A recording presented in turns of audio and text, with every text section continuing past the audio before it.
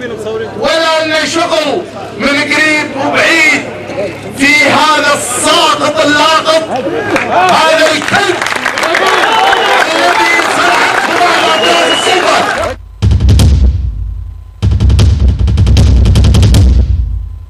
وينك يا وزير الاعلام ويا رئيس الحكومه عن قناه الشر؟ اسكت. احنا مثل ما قال الان وصرح بعض الاخوان ومنهم النائب خالد الحدوه، لازم نعبر عن حاله القلق.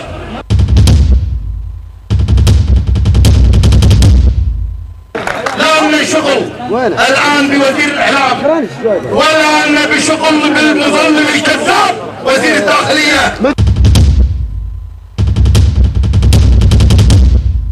نقول يا ناصر محمد، يا ناصر محمد، يا من ترعى، انا ما بقولها مجامله، راح الفتنه ان ناصر محمد هو من يقدم الاموال للاعلام الفاسد في الكويت.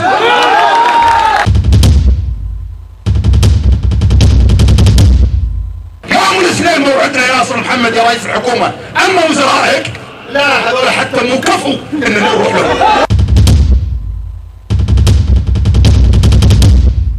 وانا بقول للشيخ احمد الفهد اللي قالوا الشيخ احمد الفهد راح يطلع بيان الان، اقول لك ليتك يا شيخ سكت بركلك. اي والله ليتك سكت بركلك.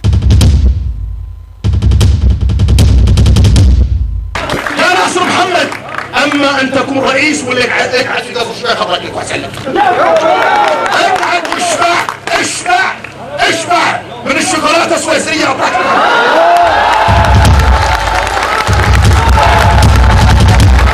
احنا مطالباتنا واضحه، قناه العهر يجب ان تتخذ على اجراء وتسكر، قناه الشر سكوت ومن يديرها. يعني احنا نقول يا ابو حمود الله يهديك، قناه عهر يمه وين نصرفها فيه؟